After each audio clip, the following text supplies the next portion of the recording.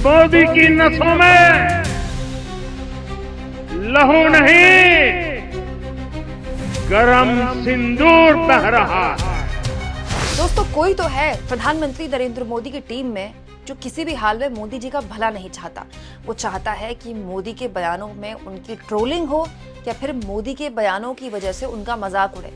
अब कोई तो होगा दोस्तों जिसने प्रधानमंत्री मोदी के बीकानेर की रैली के लिए ये भाषण लिखा होगा कि मोदी की रगों में गरम सिंदूर दौड़ रहा है। अब देखिए, सोशल मीडिया में तमाम तरह का मजाक वगैरह इसके लिए उड़ाया जा रहा है मोदी जी का कि ये कैसे हो सकता है। पहले मोदी जी कहते हैं मैं नॉन बायोलॉजिकल हूँ, फिर वो कहते हैं मैं बायोलॉजिकल हूँ, मैं इंसान हूँ, मुझसे गलतियां हो जाती हैं। तो वैज्ञानिक आधार पर भी ये थोड़ा सा अजीब है, लेकिन राजनीति में विज्ञान नहीं चलता, राजनीति में परसेप्शन चलता है। तो मैं ये जानना चाहती हूँ कि मोदी की टीम में वो कौन है जो मोदी के लिए इतना कंफ्यूज्ड परसेप्शन पैदा कर रहा है। क्योंकि मोदी की रगों में या तो खून बह सकता है, या मोदी की रगों में पैसा यानी कि व्यवसाय बह सकता है, या मोदी की रगों में डेमोक्रेसी बह सकती है, या मोदी की रगों में सेक्युलरिज्म बह सकता है। जी हाँ दोस्तों, राहुल गांधी ने नरेंद्र मोदी के रगों में सिंदूर दौड़ने वाली बात पर क्या बोला है मैं जरूर आपको बताऊंगी, लेकिन पहले देखिए प्रधानमंत्री मोदी की रगों में क्या क्या बहता है, उसको लेकर मोदी जी क्या अलग अलग बातें कह चुके हैं।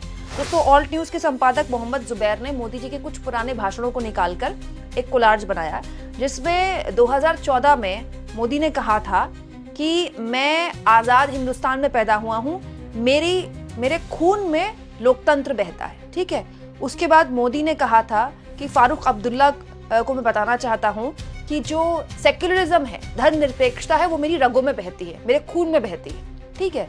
उसके बाद मोदी ने एक कार्यक्रम में कहा था कि क्योंकि मैं गुजराती हूं, और विदेश में कार्यक्रम में बोला था कि क्योंकि मैं गुजराती हूं और मेरी रगों में कॉमर्स यानी कि बिजनेस यानी कि पैसा बहता है। आपको यकीन ना हो तो आप सुन लीजिए मोदी जी का कुछ साल पुराना भाषण। मेरी ये इंप्रेशन है क्योंकि बीइंग ए गुजराती, मेरे ब्लड में कॉमर्स है, मेरे ब्लड में मनी होता है, और इसलिए मुझे इन चीजों को समझना बहुत स्वाभाविक होता है। बताइए दोस्तों, अब कितना बड़ा कंफ्यूजन है। लोग सवाल पूछ रहे हैं ना सोशल मीडिया में कि मोदी जी का ये जो भाषण लिखने वाला है, ये ऐसी गलतियां मोदी के भाषण में क्यों लिखता है, क्योंकि भाई सोशल मीडिया के तहखाने से तो सब कुछ निकल जा रहा है आजकल। अब दोस्तों, प्रधानमंत्री मोदी के इस भाषण को चाहे गोदी मीडिया इस पर कितने भी गुलाटी मारे और अंधभक्त इसको कितना भी आगे बढ़ाएं, ये भाषण मोदी ने क्यों दिया, इस पर अपने आप में सवाल है। दोस्तों, इसका विश्लेषण मैं आगे करूंगी, लेकिन राहुल गांधी ने नरेंद्र मोदी के इस भाषण को जबरदस्त तरीके से करारा जवाब देते हुए बाकायदा मोदी का भाषण जो राष्ट्र के नाम संबोधन था ना, उसको शेयर करते हुए कहा, मोदी जी खोखले भाषण देना बंद कीजिए। सिर्फ इतना बताइए, आतंकवाद पर आपने पाकिस्तान की बात पर भरोसा क्यों किया? ट्रंप के सामने झुककर आपने भारत के हितों की कुर्बानी क्यों दी? आपका खून सिर्फ कैमरों के सामने ही क्यों गर्म होता है? आपने भारत के सम्मान से समझौता क्यों किया? दोस्तों, आपका खून केवल कैमरों के आगे ही क्यों गर्म होता है? ये बहुत बड़ा कटाक्ष है जो कि राहुल गांधी नरेंद्र मोदी से कर रहे हैं कि जो आप कह रहे हैं कि आपकी रगों में गर्म सिंदूर बह रहा है, तो ये जो गर्म सिंदूर है ये ट्रंप के आगे कहां चला जाता है? भाई, राहुल गांधी भी ये पूछ रहे हैं और सोशल मीडिया में बहुत से लोग भी ये पूछ रहे हैं कि ट्रंप ही सीज फायर का ऐलान करते हैं, फिर ट्रंप कश्मीर का अंतर्राष्ट्रीयकरण कर देते हैं, फिर ट्रंप ये कहते हैं कि व्यवसाय को यानी कि बिजनेस को बहाना बनाकर, बिजनेस को आगे रखकर मैंने भारत और पाकिस्तान के बीच सीज फायर था वो करवाया। और इसका जवाब कौन देते हैं? आपके विदेश मंत्री एस जयशंकर, वो भी कई दिन बाद। भाई, प्रधानमंत्री मोदी को सामने आकर इस तरह के मामलों पर उसी वक्त विराम लगा देना चाहिए था जब वो राष्ट्र के नाम संबोधन कर रहे थे, क्योंकि तब तक ट्रंप तो एक दो बार क्रेडिट ले चुके थे। ट्रंप हर दिन आकर क्रेडिट ले रहे हैं सीज फायर की, अभी भी ले रहे हैं। कल फिर बोला उन्होंने व्हाइट हाउस में, तब जब भारत सरकार की तरफ से भी अब बयान आ चुका है। उसके बावजूद भी मोदी जी एक शब्द ट्रंप पे नहीं बोलते और उसके बाद कहते हैं मेरी रगों में सिंदूर बह रहा है। तो ये एक ऐसी बात है दोस्तों जो मोदी के जो पक्के भक्त हैं उनके भी गले नहीं उतर रही है। भाई, ये इतना बड़ा विरोधाभास नहीं हो सकता ना कि एक पक्ष को देखकर तो आपको बड़ा गुस्सा आता है, लेकिन दूसरे पक्ष को देखकर तो आपका खून ही नहीं खौलता है। और दरअसल यही संकट है दोस्तों मोदी का।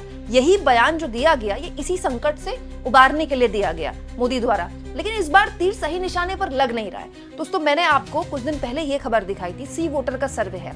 सी वोटर के सर्वे में बताया गया था, एग्जैक्टली ये सर्वे सीज फायर से पहले और तुरंत सीज फायर के बाद किया गया। तो सीज फायर के बाद मोदी भक्तों में, मोदी के सपोर्टर्स के बीच जो उनकी लोकप्रियता थी वो घट गई। क्यों? क्योंकि दोस्तों अब मैं ये नहीं कह रही कि अब क्या स्थिति है, क्योंकि ये सर्वे उन दिनों का था, अब तो बहुत दिन हो गए सीज फायर हुए, और अब तो स्वयं मोदी जी ने इस पर पॉलिटिक्स भी शुरू कर दी है। बट द पॉइंट इज, सवाल ये है कि मोदी आज तक देश को जवाब नहीं दे पाए कि सीज फायर क्यों किया गया। डीजीएमओ का फोन आया इसलिए हम सीज फायर को तैयार हो गए। आप कुछ नहीं तो एक रिटन प्रूफ तो ले लेते, एक लिखित तो ले लेते पाकिस्तान से कि हम इन चीजों पर काम करेंगे। और दोस्तों ये कंफ्यूजन भी अब भारत की जनता में दूर हो गया है कि सेना और सरकार का फर्क क्या है। देखिए, सर्जिकल स्ट्राइक अलग चीज थी, ये ऑपरेशन सिंदूर और उसके बाद के जो हालात थे बिल्कुल अलग तरह के थे। पूरा देश इस बात का गवाह है, जब ऑपरेशन सिंदूर के बाद पाकिस्तान ने अपनी नापाक हरकत की और भारत में ड्रोन और मिसाइल भेजने की जुर्रत की, तो कैसे पूरी रात जगकर हमारे देश की सेनाओं ने अदम्य साहस दिखाया और शानदार काम किया। देश के आसमान, देश के कई राज्यों के आसमान पर ड्रोन तैरते दिख रहे थे, उसके बावजूद भी लोग वीडियो बना रहे थे, क्योंकि दोस्तों लोगों को अपनी सेना पर इतना अटूट विश्वास था, लोगों के दिमाग में एकदम क्लैरिटी थी। उस वक्त कोई मोदी नहीं कर रहा था, भारत की सेना को हर कोई सलाम कर रहा था। मतलब आप सोचिए, ऑपरेशन सिंदूर जिस वक्त अपने उत्कृष्ट पे था, मतलब अपने सबसे इस यहाँ पर था, और बस भारत को लग रहा था कि पीओके तो इस बार आ ही गया समझो। उस वक्त खबर क्या आ गई, सीज फायर हो गया। आज तक भारत की जनता इस सवाल का जवाब नहीं ढूंढ पाई है कि सीज फायर क्यों हुआ, जब हम पाकिस्तान की गर्दन दबोच चुके थे। तोड़ी देनी चाहिए थी, इस बार इतिहास बदल ही देना चाहिए था। तो हुआ है क्या दोस्तों, पिछले 20-25 सालों से बार बार संघ द्वारा, बीजेपी सपोर्टर्स द्वारा ये नैरेटिव रखा गया है कि ये तो बीजेपी को मौका नहीं मिला, अगर भारत पाकिस्तान का युद्ध हो जाए, बीजेपी को मौका मिल जाए तो ये तो पीओके ले आए। लेकिन इस बार उनके अपने सपोर्टर्स भी ये समझ गए हैं कि पीओके तो नहीं आ पाया, और इस बार नहीं आ पाया तो आगे तो पता नहीं कब आएगा। अब मोदी जी ये कहते हैं कि बात करेंगे तो पीओके पे करेंगे। मैं तो कहती हूँ दोस्तों, ये भी क्यों करें भाई, पीओके तो हमारा ही हिस्सा है, वो तो पाक अधिकृत कश्मीर है, उसने अधिग्रहण कर रखा है, वो छोड़े। और दो अलग अलग चीजें कैसे हो सकती है? मोदी एक तरफ कहते हैं कि टॉक्स एंड टेररिज्म साथ साथ नहीं चलते, बातचीत और आतंकवाद एक साथ नहीं चलेंगे। तो फिर जब बातचीत और आतंकवाद एक साथ नहीं चलेगा और हम बातचीत नहीं करेंगे पाकिस्तान से, तो फिर हम पीओके पर बात क्यों करेंगे?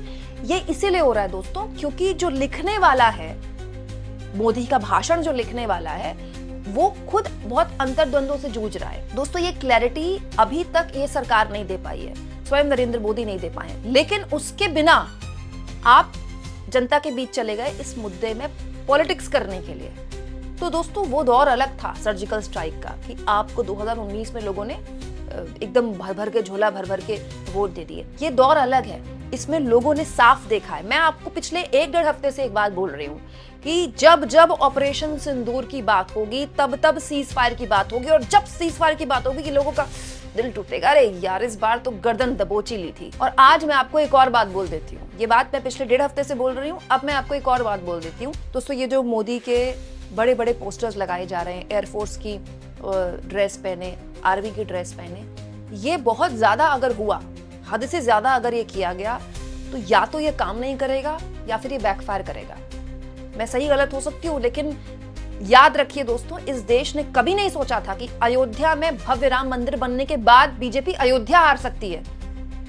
हमारे पास रिपोर्ट थी लोकसभा चुनाव के दौरान, लेकिन हम डर के मारे आपको खबर नहीं बता पा रहे थे, क्योंकि हमको भी यकीन नहीं हो रहा था कि ऐसा कैसे हो सकता है। लेकिन हुआ। किसी ने सोचा नहीं था कि बनारस में मोदी शुरुआती गिनती के जो राउंड्स होते हैं उसमें पिछड़ सकते हैं, और जो जीत और हार का आंकड़ा है मात्र 1.5 लाख हो सकता है, लेकिन ये हुआ। तो मैं फिर आपसे कह रही हूं कि ये जो पॉलिटिसाइजेशन हो रहा है ऑपरेशन सिंदूर का, ये बिल्कुल गलत हो रहा है। और जो मोदी का बयान है कि उनकी रगों में सिंदूर दौड़ रहा है, और जो असलियत में लोगों ने अपने सामने होते देखा है, वो बिल्कुल अलग है। और दिक्कत यह है इस सरकार की कि वो जो एक विरोधाभास है, अभी तक उसको पाट नहीं पाई है, और एक अधूरी जानकारी, एक अधूरी नैरेटिव के जरिए बीजेपी चाहती है कि वो उसका पॉलिटिकल फायदा उठाए। आप इस मुद्दे पर क्या सोचते हैं दोस्तों? कमेंट बॉक्स में जरूर लिखें, और जितना हो सके चैनल को शेयर करें, सब्सक्राइब करें, और थैंक्स और ज्वाइन के ऑप्शन से अगर आप चाहें दोस्तों तो कुछ आर्थिक मदद भी चैनल की जरूर करें।